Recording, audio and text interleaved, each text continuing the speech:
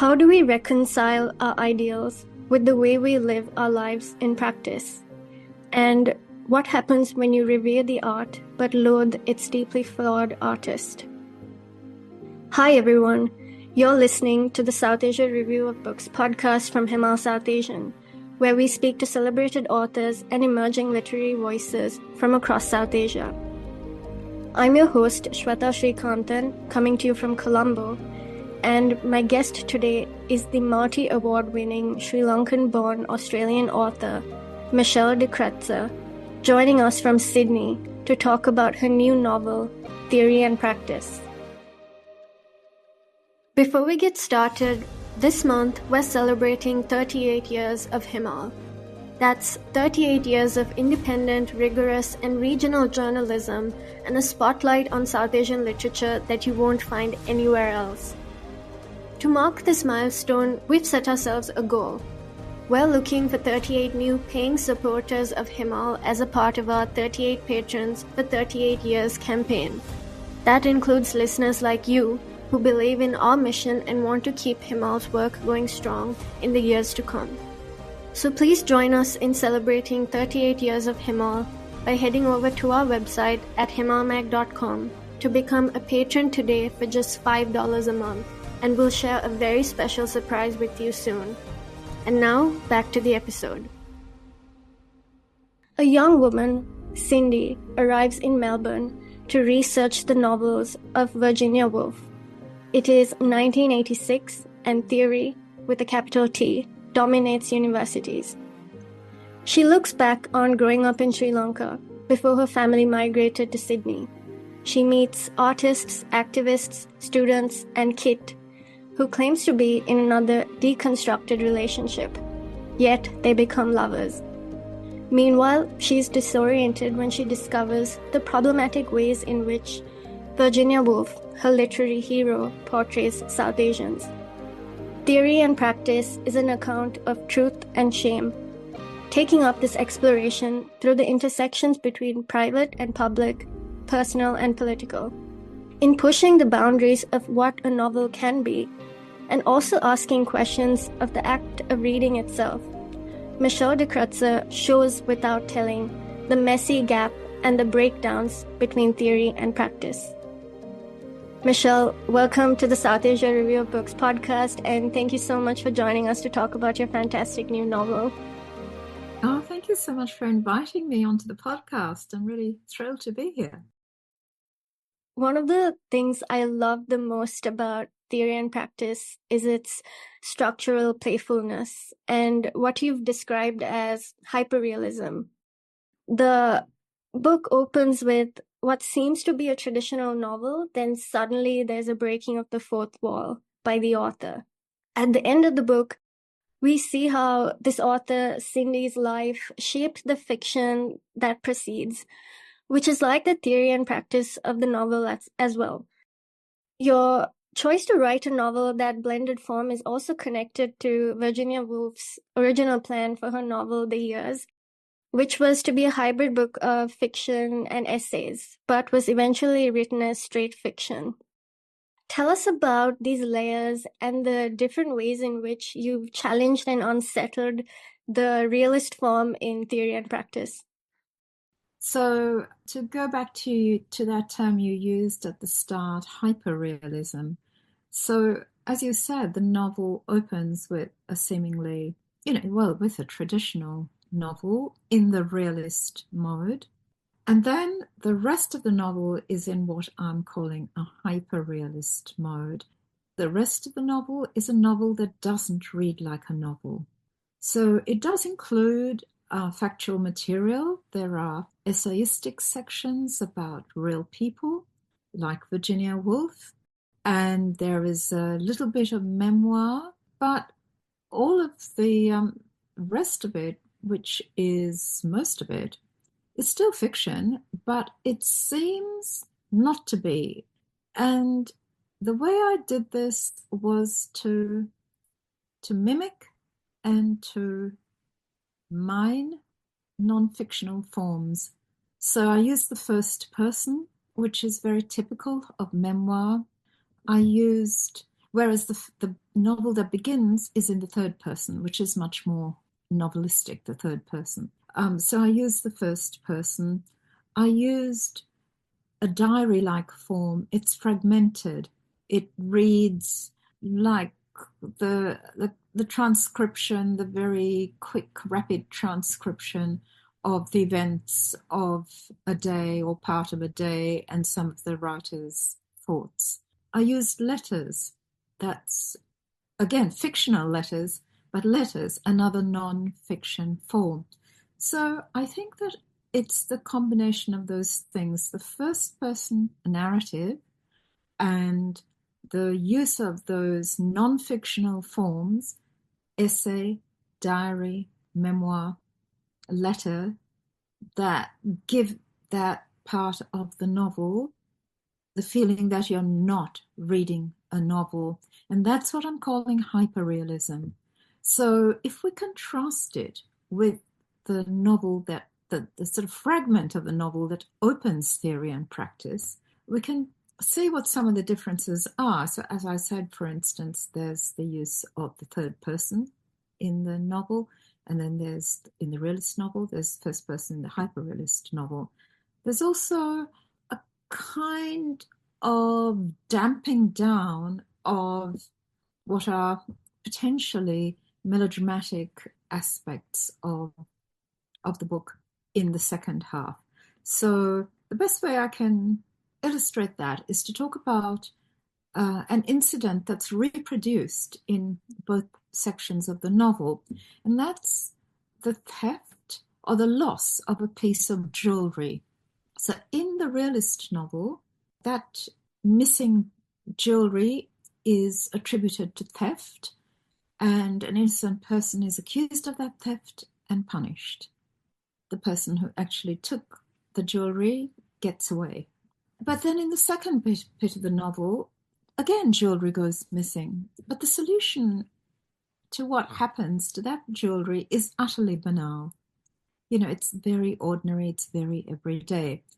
In the first half, not many of us are involved in miscarriages of justice like that, so that, we witness or we are involved in, the wrong person being blamed on a theft being blamed on a wrong person. But in the second half, or in the rest of the novel, that is, the explanation is provided towards the end, and it's done in a very undramatic way. So in the realist novel, it's credible. Of course, these things can happen, especially where there's racism involved. But basically, it's kind of heightened reality, whereas in the hyperrealist part of the novel, it's just, everyday reality, banal reality. But in the novel, if you like, that realist novel, it immediately sets up an intrigue and a conflict, because will the real thief ever be unmasked? Will the real thief ever perhaps come face to face with the person who has been wrongly blamed? So the reader is asking themselves unconsciously all of these questions. So it's a very sort of efficient but utterly conventional way of setting up a novel. And I'm always slightly disappointed if a reader says to me, "Oh, I really liked that, and I really wanted to know what happened to those characters," because I think, okay, well, that's a nice tribute to my ability to set up a sort of a novelistic intrigue, but I just don't find it terribly interesting, I suppose. And I would prefer the reader not to find it very interesting either, or rather to see it as simply conventional. And as you said, of course, then by the time we've reached the end of the novel, we see how the narrator Cindy's experiences have been transformed into fiction, fictionalized, heightened, made melodramatic in that little novel stub that we got at the beginning. So I guess there was all of that wish in me to play with the theory and practice of fiction and to illustrate these things and to venture this new mode, I would say, of hyperrealism. New for me anyway, and I don't see it anywhere else really in exactly the same way. And then, but you're completely right that the original, impulse, inspiration to use a mix of forms came from Virginia Woolf and her plan for the years, which was never realized because she started off writing a novel that was a chapter of fiction followed by an essay, chapter of fiction followed by an essay. And she wrote an awful lot. She wrote for about a year, and I think it was close to 100,000 words. And then she abandoned it. She felt it just wasn't working. It was too static, I suppose. And then she just wrote a straight novel, which is what the years is. And she recycled some of the nonfiction material into her nonfiction book, Three Guineas. So she didn't waste much, but she didn't achieve that hybrid form that she set out to achieve. And so, I wanted to try something similar, but since it hadn't worked for Virginia Woolf, I thought it's probably not going to work for me. Which is why I decided not to have a very systematic approach like the one she took of fiction, essay, but to mix it all up and to make it more elastic. And that worked for me. And Michelle, you've incorporated nonfiction to great effect to comment on theory and practice in the context of what's happening in the world today, and also the problematic legacies of artists close to home. One of the book's early passages looks at the London Review of Books article about an Israeli military commander who applied situationist theory to inform a deadly strategy for invading Palestinian homes in the West Bank. You later look at the late Australian artist Donald Friend, who is a known pedophile who engaged in the abuse of boys in Bali and Sri Lanka. Tell us about how these and other pieces in the book draw together separate but connected abuses of power and the importance of the creation and consumption of art and literature in holding power to account. Thank you. Yes. Well, I mean, I guess reading the A.R. Weizmann essay in the London Review of Books was another point of inspiration for the novel because it kind of astonished me really for two reasons. First of all, that this I suppose ingenious, if atrocious, use that Kochavi, the Israeli general, puts situationist theory, which is supposed to be a sort of theory of freedom and liberation, the military use to which he puts that, the colonizing use. It's certainly he does apply theory to practice. And also, the other thing was when I first read that essay, I mean, I could hardly believe that it was true. It is, of course, but it read like fiction because it was so astonishing. So it chimed again with my kind of thinking about, fiction and nonfiction and how one could seem like the other, as well as, of course, this, the notion of theory and practice and how one can or cannot, one does or does not apply one theory to practice. Do you achieve that? Is it desirable to achieve that? Do you fail? All of that. And also, of course, it links in with the novel's themes. One of the themes running through the novel of colonizing practice, which is always an abuse of power, really. It's always grounded in power, and it's about the abuse of power. And Donald Friend, who was a pretty despicable character, and as you said, was a pedophile who practiced in, well, various places, I think in Nigeria as well, and Ceylon as it then was, and then in Bali. And the reason I concentrated on the Bali life was that because there's this rather devastating documentary by an Australian woman called A Loving Friend, which is free online. Actually, you can watch that if you wish. Where she's married to a Balinese man and lives in Bali, or she did anyway at the time of this documentary, and she did what no one else had done, which is she tracked down some of those young men and boys and children who are now, of course, middle-aged men, and talked to them. And I found that terribly moving, really.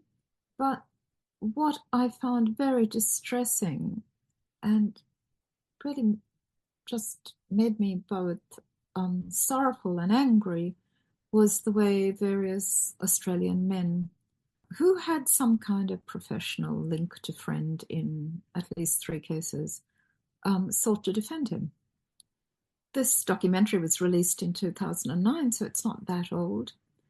And there they were simply either denying that it happened or downplaying it or saying, oh, well, those boys, they were street kids. They knew what was going on. And I mean, it just disgusted me, really. And, it still goes on because I very recently was in another city and in Australia and went to a bookshop there. And the bookshop had very kindly had chosen theory and practice for their book club. And they told me that a woman came to the book club and said that she was absolutely outraged by my scandalous treatment of Donald Friend. And they said, well, what do you mean? And she said, well, she pays no attention to Balinese culture whatsoever. Everyone knows that, that's different, that children are sexualized. So what is funny and horrifying about that, of course, is that she's accusing me of a kind of racism, ignoring Balinese culture in order to disguise her own racism, which believes that, Balinese children are up for it, basically. They're very sexualized. I mean, there is, of course, an extensive, Orientalist trope that says, not just Balinese children, but Asian children in general are highly sexualized. Margaret Mead has a lot to answer for in this respect. And actually, Kerry Nagara in her documentary talks about exactly that. And there are interviews there's a Balinese psychologist, for instance, who is interviewed, talks about the terrible ongoing trauma of victims of child sexual abuse. And of course, the absolute proof that, the Balinese weren't all lining up to offer their children to Donald Friend was that these were very poor children. They came from utterly deprived backgrounds. The middle classes, the wealthy, were not handing their children over to Donald Friend. These were children whom he did often rescue, from the streets. Children who came from a home where the male, the father or the older brother had died. Children really who were destitute. And I think in some cases, possibly, parents did hand over their children to Friend in order to save their lives, because Bali was a very, very poor country then, as was Indonesia, but Bali as well, Bali in particular. And in the wake of, all sorts of political events, this was before, mass tourism in Bali, and people were going hungry. And so he was someone who, was offering food and shelter. And indeed, he did sometimes send those children to school. for instance. None of that mitigates the fact that he also had sex with them. And no one need speculate about that because it is in Friend's diary. He admits to it himself. So no one is inventing this accusation. One thing in Friend's favor is that he wasn't trying to cover this up. I mean, he was utterly self-deceived in that he called it love, which I think is a very, I believe, a very typical delusion of pedophiles, that they believe that what they're doing is love and not abuse. But he admitted to it. He had, he thought it was okay, so he admitted to it. It is so. I felt so upset. I'd heard about this film, back in 2009, and I heard an interview with her on the radio, and it was so horrible that people were still defending him. I mean, others don't. There are people who say, Australians in the documentary, who say, he should have ended his life behind bars. But nevertheless, there are these people defending him. So I felt I wanted to write about that. And then it links in, of course, in various ways to the rest of the book. So there's another film discussed in the book, which has nothing to do with child sexual abuse. It's a fictional film about a woman whose lover has left her for another woman. But so formally, there are two films, one at either end of the book. So they sort of call to each other across the book. The narrator has also been sexually abused as a child, so there's a reference to that by a European man. And then Virginia Woolf was famously sexually abused by her half-brothers in her own home when she was a young girl. So, in at least two of these instances, the narrator and Friend, the Balinese children, it's not just an abuse of sexual power, it's an abuse of colonial power, even if it's theoretically just after colonialism. It is because Friend, for instance, could buy the complicity of various Balinese authorities because of his money. And of course, that's the reason why he was able to have this very lavish property in Bali, and where all of this went on. So it's linked, sex and power is linked, and those are some of the things.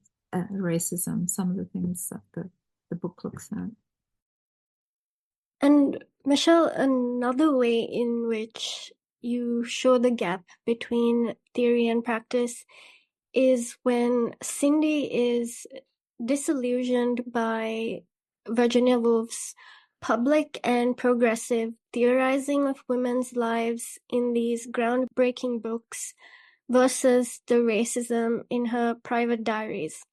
While reading Woolf's diaries for her thesis on her late fiction, Cindy comes across a passage about the barrister and anti-imperial activist E.W. Pereira, who in 1917 came to Britain to notify authorities of the atrocities being committed by the British in colonial Ceylon, his home country. Leonard Woolf, who had served in the colonial administration in Ceylon before he married Virginia, was helping these men with their case. And having met Pereira in her home, Virginia describes him as a poor little mahogany wretch with a likeness to a caged monkey, and makes these disparaging racist observations. There's also an Indian character in the years who's given no lines. So I'd love to hear about how you yourself first discovered the link between Woolf and Ceylon, and tell us also about how this revelation shapes Cindy as an intellectual and her own journey of becoming a writer. So I guess I always knew about Leonard, always, for from the time I was pretty young, I knew about Leonard Woolf's connection to Ceylon because we had a copy of The Village in the Jungle, his famous novel set in Ceylon, in our house. But as for Virginia Woolf, I mean, I when I first read her, I had no idea that she had ever had anything to say about any Ceylonese or Ceylon or anything at all. And I guess the first time I found out about that would have been reading her diary. And I didn't write a thesis on Virginia Woolf, and so I had read her most of her fiction, and I'd read A Room of One's Own, which was a very important book for me growing up. And I guess just, in secondhand bookshops now and then, I would see a volume of the diaries and I would buy it just to have it. And I would buy whichever volume I didn't have, so completely out of order. I think there are 5 volumes to the diary, and then, I might have bought them, I don't know, 3, 1, 5, 4, whatever. And then, of course, I didn't read them instantly. I would pick them up and read a bit. And so I don't remember exactly when I read that passage about E.W. Pereira, but I remember being struck that she had actually written something about Ceylon, because, as you will know, English literature is full of references to India, right? But there are not many references to Ceylon in literary works. And so it really struck me, and of course the nature of the remark struck me. But I think, and then I think I went to the biography of Woolf by Quentin Bell, her nephew, and who was also the editor of the diaries, and just looked up what he had to say about that, which was not very much. But he did say in the footnote in the diary that Leonard Woolf had been, the reason that Pereira was there at all was that Leonard Woolf had been trying to help the Sri Lankan activists with their case, trying to introduce them to the right kind of people in the press and in Parliament, to sympathetic politicians, and try and get their case heard in the House of Commons. So, and to sympathetic, people in the Foreign Office as well. Because, of course, they were pretty well placed, Leonard and Virginia Woolf. They're at the center of sort of intellectual life, and they knew a lot of people. I mean, I think what strikes me particularly is not even so much that Virginia Woolf writes what she writes. Of course, it's racist. The times are racist. She is also anti-Semitic. This has been quite widely acknowledged and studied, right? Because she's married to a Jew, it really strikes people that she's anti-Semitic. She also has an entry in that same diary where she is very disparaging of a group of mentally disabled people whom she meets when she's out on a walk. Basically says, they should be euthanized. That's her view. She, of course, had a half sister who was mentally ill, and who was put into an asylum when she was about 20 and spent the rest of her life there. She outlived Virginia Woolf, in fact. And of course, she suffered from mental illness herself. Anyway, so what struck me was not so much that she made these racist comments, as the fact that she made them despite being married to Leonard Woolf, who must surely have talked to her about the effects of imperialism, which he had witnessed firsthand and which sickened him, which is the reason why he left the civil service and never went back to it. Having been a colonial administrator for, it was quite a long time, wasn't it? 6 years, 8 years. It was exactly the same thing that happened to George Orwell in Burma 20 years later. He has this first-hand experience of the British Empire, and he can't stomach it either, and he becomes a staunch anti-imperialist, just like Leonard Woolf. And yet, there is no awareness of this in what Woolf ever writes or says. And I get, the difference is simply that she knew firsthand about being a woman under patriarchy, Victorian patriarchy at that, and she saw how women's lives were stifled and undervalued. And she wrote brilliantly about those things that it had affected her herself. So, her brothers were given proper formal educations and sent to university, and she was not. She had a private tutor, but sort of really basically educated herself by reading the books in her father's library, never went to university, all the rest of it. So to me, it was and remains perhaps a sign that although she was married to Leonard, of course, and that she perhaps didn't value his opinions very highly. And perhaps that was because he was Jewish. And there's also, well, one should never leave out the class element. I mean, Leonard Woolf came from not just that he was Jewish, he came from a different class. He was middle class. She was upper middle class. She found his family vulgar. And even if they hadn't been Jewish, I think she would have found them vulgar because they simply did things in a way that, people of her class didn't do.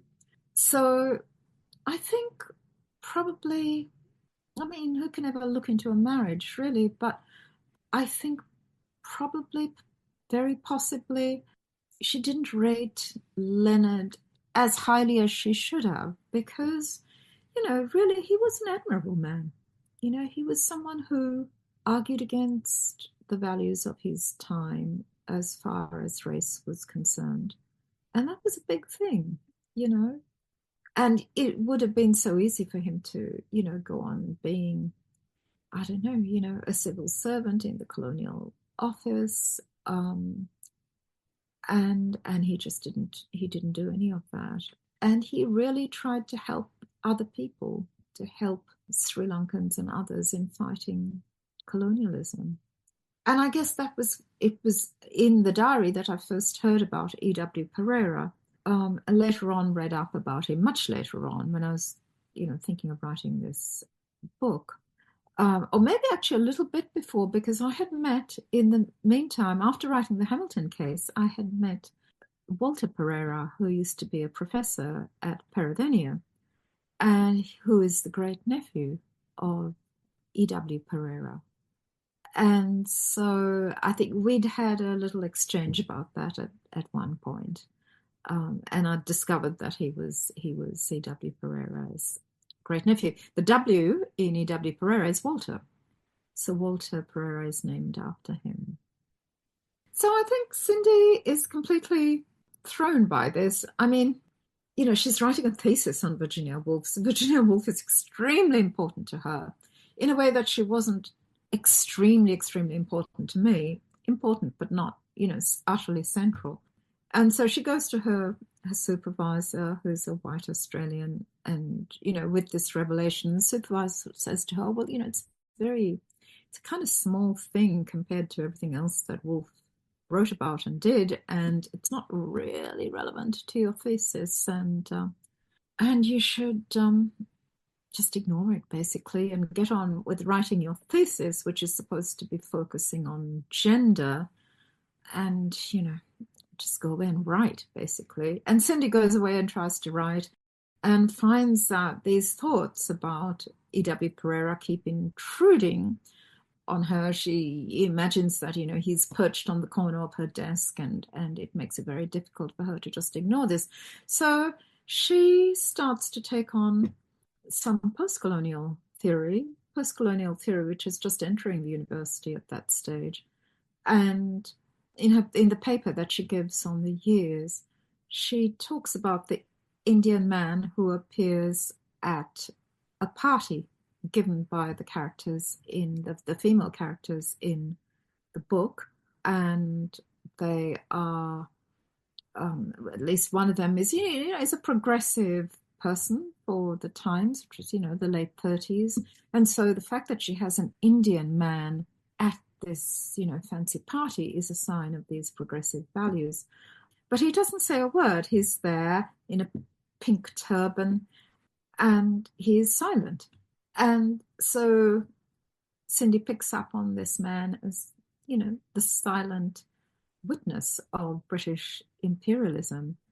And then she contrasts the lives of the English women, which have really become much more liberated over the period discussed in the novel, and the lives of the Tamil tea pluckers, whose labor, helps to provide the tea that they drink all throughout the novel, and how these women remain, utterly immiserated while, Britain draws its wealth from its colonies, and it's that wealth that enables, emancipation for the British characters, progress, development, emancipation for the white English characters. So the encounter in the diary does change Cindy's thinking and her writing, and she doesn't turn against Woolf, but it modifies her understanding, or we could say it enriches her understanding of Woolf. Complicating things is often a way of making them more interesting, making them richer. Absolutely. And Michelle, I'd love for our listeners to hear a bit of the novel in your own voice. So I'll hand over to you to share an excerpt from Theory and Practice. Okay, great. Thank you. And it follows really nicely from your last question, actually, because this is what happens shortly after Cindy makes the discovery in Woolf's diary, and she's sort of going around to her friends, asking them if they've read A Room of One's Own, which was a foundational, very important text for her, the foundation of her admiration for Woolf. I asked Shaz if she'd read A Room of One's Own. She said that it had changed her life. Virginia Woolf was like my mother, if my mother had been like I wanted. I thought about her, my wolf mother. She was our Bildungsteorie, showing us how to understand ourselves in relation to the world. Our mothers closed doors in order to keep us safe, and never stopped warning us about the dangers outside. The wolf mother said, "Imagine," and opened doors in our minds. She was the one we turned to when our own mothers failed. Our mothers failed because, 1, we were obliged to ignore them. 2, we kept presenting them with our Poey nappies. 3, they didn't have £500 a year and a room of their own in a Bloomsbury Square. The wolf mother outed herself as a snob and a racist and an anti-Semite, failing us because mothers are obliged to fail. But her writing about women inspired us and gave us courage, because our imaginations were bigger than hers. Our imaginations projected us into sentences intended for upper-middle-class English women. They propelled us into a future in which we were artists and scholars, and our lives were experimental adventures. In that future, we could destroy the wolf mother, rip her to pieces, and end up motherless and weeping. Or we could frame her, put her up on the wall, and keep her under glass. Theory had taught me wariness around either or, so I came up with a different solution. Acknowledgement lay between denial and tearing down. So I guess Cindy's solution is, which is, to acknowledge what Woolf's flaws were, is sort of my solution, really, to the kind of damage that artists we admire do, especially if they're no longer alive and beyond the reach of, justice where there is a crime, as in the case of Friend. I think what's really important is to acknowledge that something was wrong, and pretending it doesn't exist or it doesn't matter is where the problem arises for me. In Australia, public events often begin with an acknowledgement of country, which is an acknowledgement that we live on land stolen from Indigenous people. It doesn't fix that, but it acknowledges it, and that's important, I think. It doesn't pretend that it didn't happen or that this is not true. Thank you for taking us into that moment, because it leads perfectly to my next question. The book's dedication reads, "For the maternal line," and you go on to explore two key maternal lines between Cindy and her real mother and her symbolic wolf mother. Towards the end, she comes to realize that her mother and Virginia Woolf were negotiating lives for which nothing had prepared them. One was a brilliant writer, and the other called magazines, books. But between them, they passed on a lot that Cindy needed. Just as Woolf predicted she would, tell us about the ways in which that Cindy thinks back through her own mother and what you hoped to convey through this dynamic. I wanted to show that Cindy, at the end of the book, where she is considerably older than she is at the beginning, she's 24 when these events are happening in Melbourne. And by the end of the book, we don't know exactly how old she is, but we know that she has a grown-up daughter herself, so we can surmise that she's perhaps in her 50s, or at least.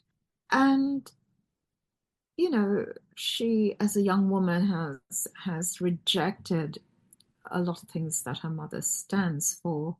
So she's an intellectual, she's determined to be an intellectual, and her mother is very much not. She's left school young, she doesn't read, or she reads magazines, basically. And she's pretty conventional. Cindy's leading this, bohemian life. Her mother's lecturing her about the fact that she's wearing secondhand clothes and her hair is a mess. And she's looking down on her mother because her mother's wearing these really bright colors that she thinks are sort of colors that, only immigrants wear, that are not tasteful, that are not classy. So they are looking at and judging and criticizing each other. But at the same time, of course, there is this, deep connection between them. And then as Cindy gets older, that is, she realizes that her mother is important to her, and she's not rejecting her any longer. It is just accepting that they are different people.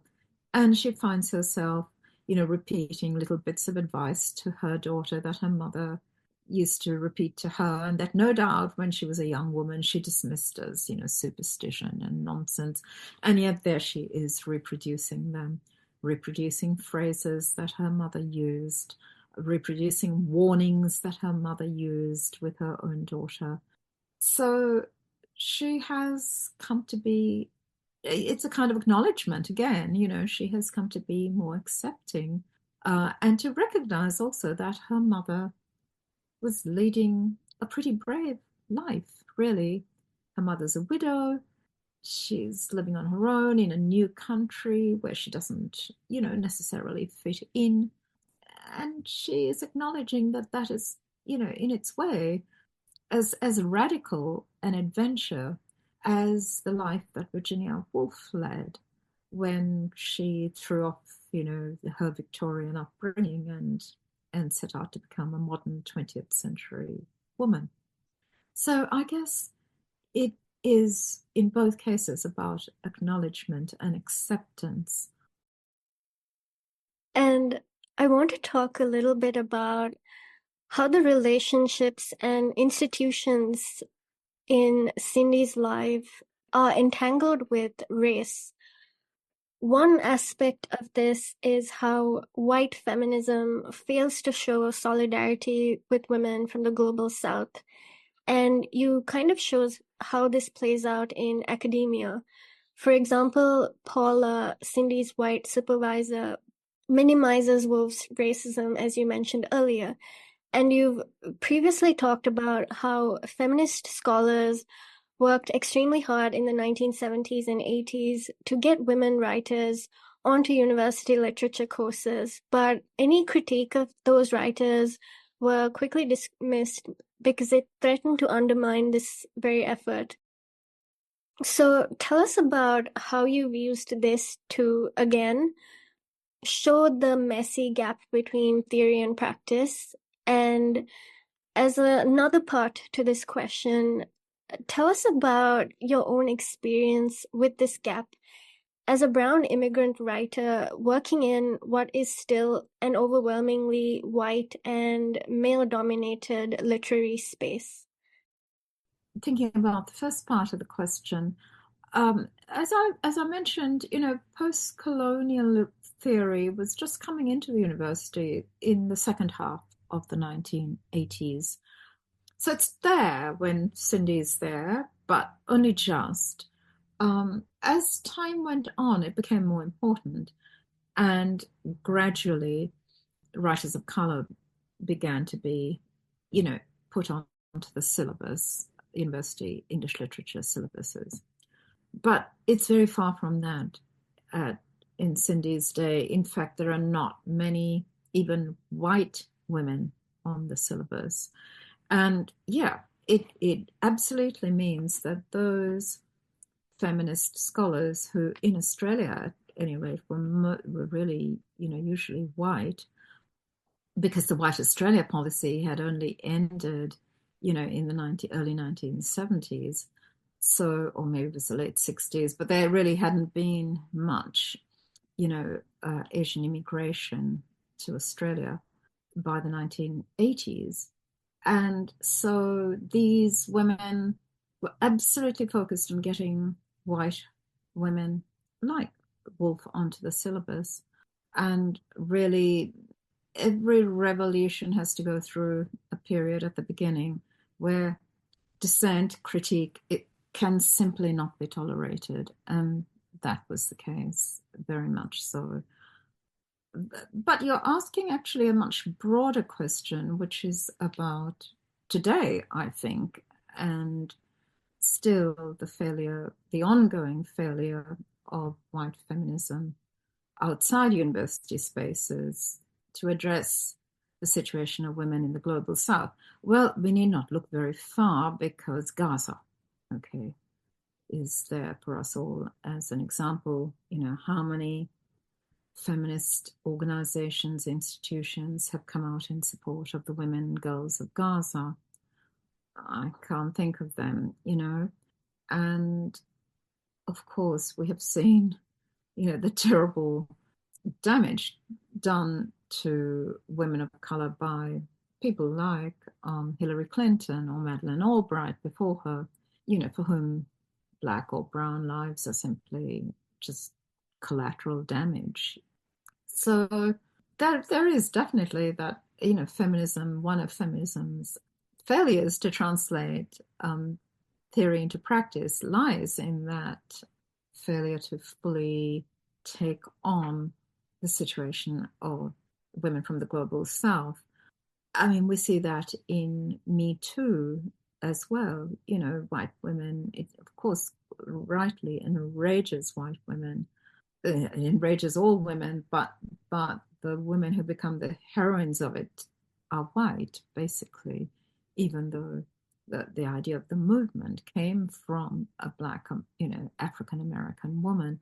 So it's an ongoing problem. One of the, as for my situation, of course, I mean, within any racist system, there are individuals who transcend that system. And I have met with wonderful women, white women who are incredibly supportive, who do extraordinary work with women of color, with First Nations women and so on, who are absolutely, staunch in their intersectional feminism. But what we would have to say, I think, that, there are terribly messy gaps between feminist theory and feminist practice on a larger scale as a system. I'll give you an example of this. Was a few years back in Sydney, there was a dance company, an Israeli dance company brought out for the Sydney Festival, or the Biennale, I think it was, and it was funded by the Israeli embassy. And so the fact that it was funded by Israel was, splashed across all the publicity. That was one of the conditions of the funding. And so various artists boycotted the festival, withdrew their work and so on, because of this. And I was speaking to a white woman, a very well-known white woman, not a writer but a publisher in Australia, about this, and I just mentioned it sort of in passing. Oh, it's terrible, this, and she said, oh, it's just someone giving someone else some money. Now, if that money had come from someone whom we all knew to be a misogynist or, a sexual abuser, if it had been Harvey Weinstein funding this, funding an event and having his name on the splashed across the publicity, she would have absolutely objected to that. Absolutely. And I said this, and she just had nothing to say to that, So there you go, theory and practice. Sadly, the lives of women of color are just not considered as valuable. We have to face that. But there are people working very hard to combat this too. But the system has to change, and capitalism is very, very good at co-opting any kind of radicalism. So you see corporations promote women, you see corporations promote people of color.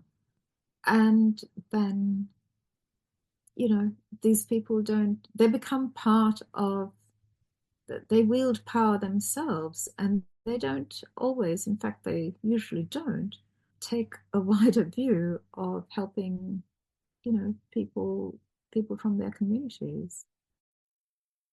Female friendships, like most relationships really, is structured by power. And the complexity of this is still relatively underexplored in literary fiction.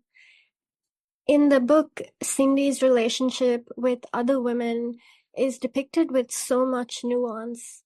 We can see that she is genuinely distressed by her own capacity to disparage other women. Cindy makes fun of Paula for having lipstick on her teeth. She's embarrassed by the low earning power and marital responsibilities of her immigrant mother. She hates the woman who broke up her own college relationship, even as she takes on the same role in Olivia's life. She even questions, and if I may quote, "To whom could we confess our treacherous, rivalrous, trite, uncool, unfeminist feelings without shame? Shame could transform female solidarity into a scold's bridle. It could ensure that a philosophy designed to free us set a weight on our tongues." End quote. Tell us more about this discrepancy between Cindy's feminist principles and how she behaves towards other women in practice. And are we all uncool, bad feminists to some extent? Right, that's a good question. I think, it is this gap between theory and practice, and what intrudes between theory and practice is often emotions, our feelings. So has strong female friendships with some of the women in her life, and they are a source of fun and support in various ways. But then she also has these very rivalrous feelings to her lover's other other lover, Olivia. And of course, and there was, as you said, she herself had been in that situation of having her lover leave her for another woman, and she felt hatred towards that person. And with Olivia, she really, in many ways, wants to become Olivia, symbolically at least. She wants to supplant her in Kit's affections. And it's never going to happen, really, for all sorts of reasons. But it means that she becomes kind of obsessed with Olivia. And later on, after her relationship with Kit has ended, she confesses that she realizes that she was actually, more obsessed with Olivia than with Kit. So I think there are two different kinds of things going on there. I think, when we're talking about female friendships, she's not really friends with Olivia. They go off and have a coffee together, and because they are both hedging around this question of, what is going on with Kit, neither of them speaks openly, frankly, truthfully to the other. And it's that inability of either of them to, because they feel shame. Olivia would feel shame and embarrassment about asking the question. Cindy would feel shame and embarrassment about confessing to what is going on. They don't speak about it, and therefore this is a barrier between them, for as long as they know each other. So that is and is not, it's not friendship really, it's just a relationship with another woman, a rivalrous relationship, I'd say a competitive relationship. But she has good strong female friends, who are genuinely friends, real friends. I just think that in many situations, and not just to do with other women, we fail to live up to our ideals. We know that we should behave in a certain way, but we are too frightened to do that, or we are too self-interested to do that. We want to advance at someone else's expense. We are frightened of the consequences of what might happen if we do the right thing. There are all sorts of reasons why it can be very difficult to put what we know to be right into practice. We fear being embarrassed. We fear being punished. We fear rejection. And all of those things can mean that, yes, we are sometimes very bad feminists. Yes, for sure. And I think one of the reasons that this novel has resonated with so many women is that it articulates feelings that are usually not articulated, because they are embarrassing feelings, shameful feelings. Michelle, thank you for the wonderful and incredibly generous conversation and for taking the time to speak with us today. It was truly an honor to have one of my own literary heroes on the podcast. Oh, thank you so much you're embarrassing me now. Thank you for your very thoughtful questions. Thank you for your time. Thank you for reading me above all. It's lovely to have met you. I hope we might meet in person one day. Thank you for listening to the Southasia Review of Books podcast from Himal, Southasian. This episode was edited by Ritika Chauhan. If you like this episode, please share widely, rate, review, subscribe, and download the show on your favorite podcast apps. You can find the links to subscribe and listen to previous episodes on our website at himalmag.com. And while you're at it, please do also check out Himal's State of South Asia podcast, hosted by Associate Editor Nayanthara Narayanan, featuring conversations on pressing social and political issues from across South Asia. What we do and what we love doing at Himal is really looking at South Asian literature like no other. And that gives us a very unique community, viewpoint, and the privilege of making conversations like this possible. So if you'd like to help us out, please do become a paying Himal patron. We have a great program with lots of perks, including Himal's iconic right side up map, and we'll welcome you to a fantastic Southasia Review of Books community. Thanks again, and until next time.